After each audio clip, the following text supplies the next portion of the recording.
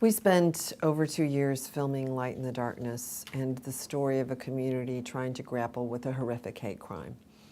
First of all, it's very hard to distill that into an hour.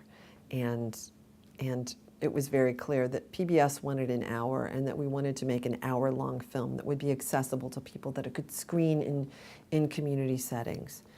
And Not in Our Town is about community response to hate. That is the organizing principle of our films. What is a community doing?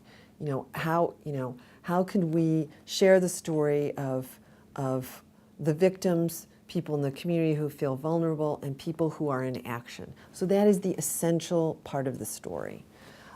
So it was essentially a choice not to spend a lot of time on the perpetrators, on the people who were charged with the crime.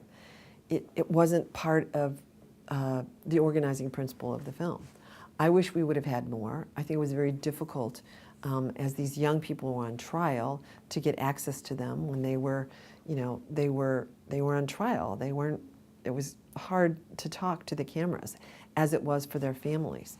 I would have liked to have had some of that in the film, but it really wasn't the essential part of our story. Our story was about community in action, in response to hate, and moving forward to create a safer town for immigrants and everyone who lives in the community.